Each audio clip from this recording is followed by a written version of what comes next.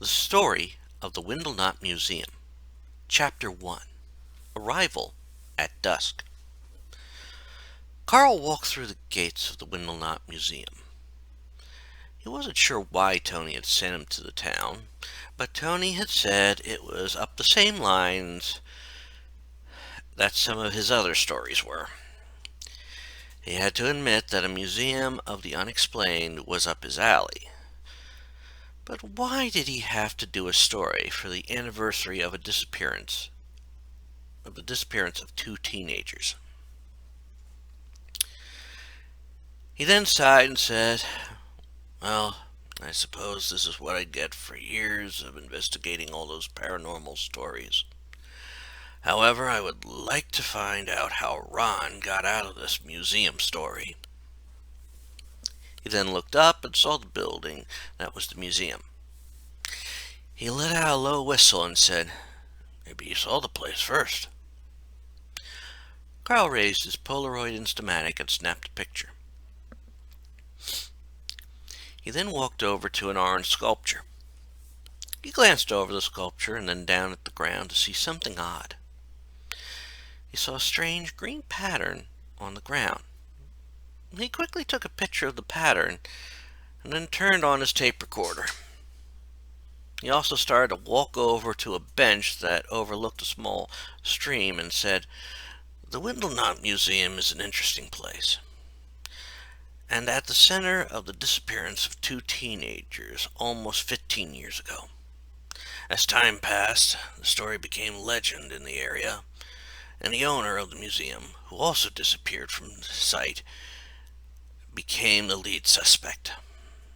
No one has been able to get into the museum to investigate, but then the three disappearances are perfect for a museum for the strange and unusual." He turned off the tape recorder and then sat down on the bench, then took off his hat and fanned his face. As he fanned his face, he just said, "I hate to say it, but I must be getting too old for all this. I shouldn't have parked so far away from the museum grounds." It was then his right hand brushed against the bench and felt something odd.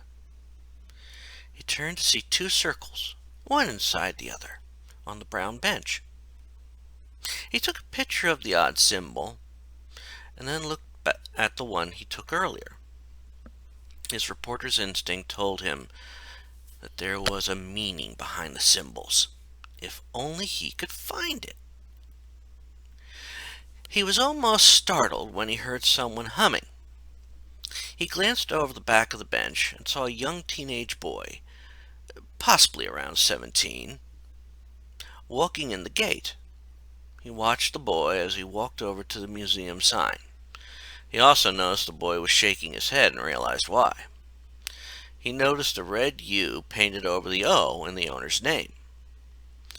He also realized the boy was humming a tune from the mid-'80s. He wondered what led the boy here, and decided maybe what he needed for his story is to hear what the local teenagers thought about the old museum. He started to walk over to the boy in blue jeans and black shirt and what looked like eyeglasses that would better suit a man his age.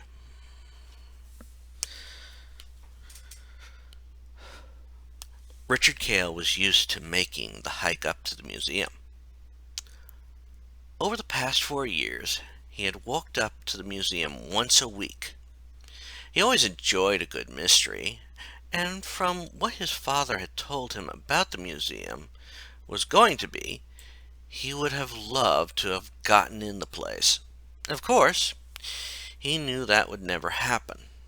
Professor Windlenot had disappeared almost 15 years ago, as well as the two teens back then. He walked over to the sign for the museum and shook his head. He then said, "Why did they all think you were nuts, Professor? It's a shame everyone is so close-minded." He was startled when a voice behind him said, I was just wondering the same thing. Do you know much about the place since you live in the area?"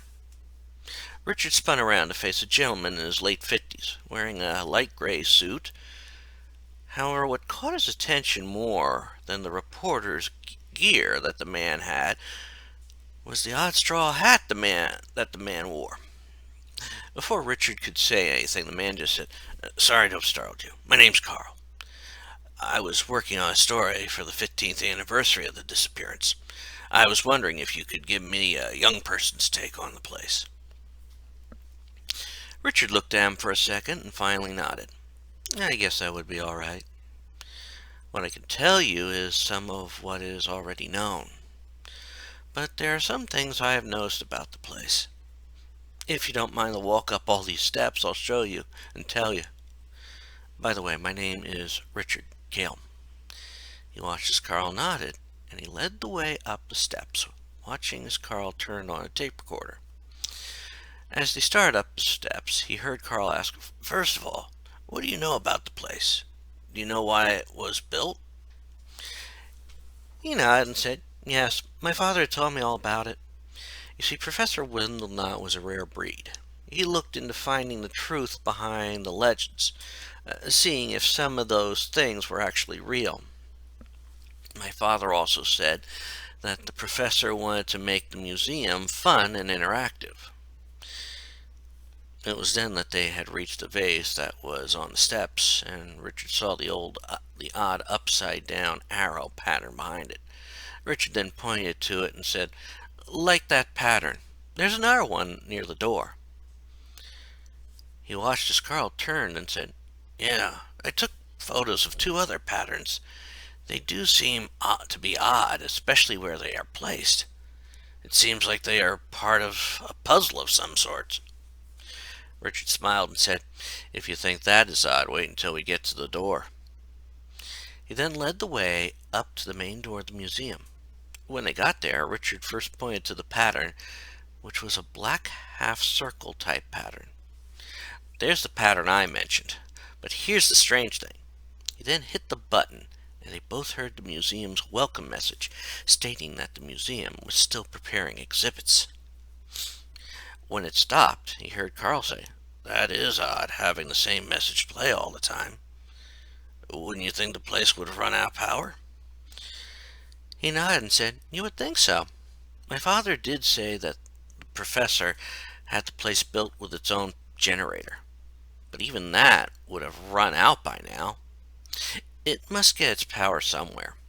Of course, no one can get inside to find out, which is a good thing. If anyone could get in, then the other kids in town would be using this place for the only other fun thing to do in this town."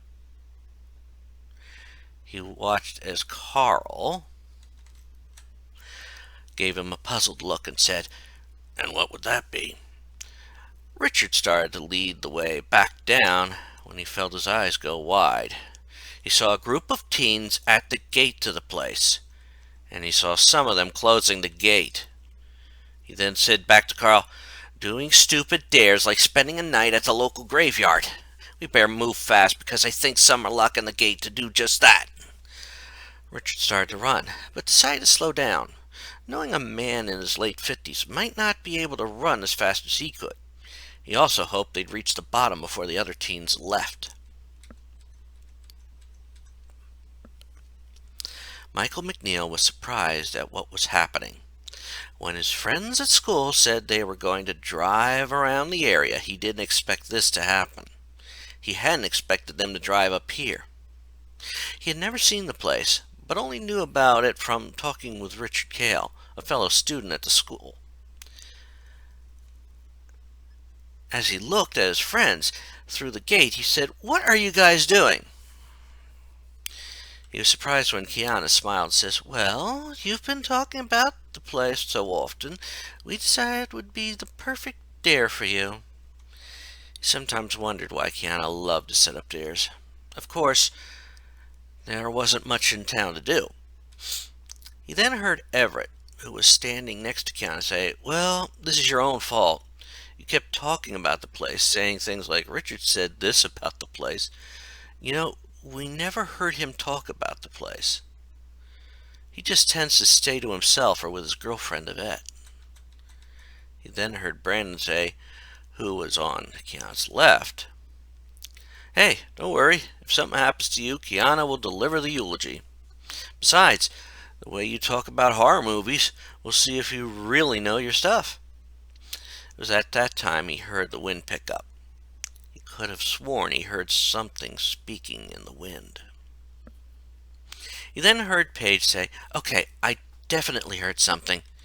It was the first thing she had said since they got up to the old museum. He wondered if there was truly something unexplainable in the old museum. He then heard Kiana say, "It's just the wind. Anyhow, we will all be back in the morning. Let's just hope it doesn't rain tonight. Just be thankful, Mike, that you aren't at the cemetery. However, I don't think here is much better. Professor Windlenot might still be here, lurking and waiting for another victim."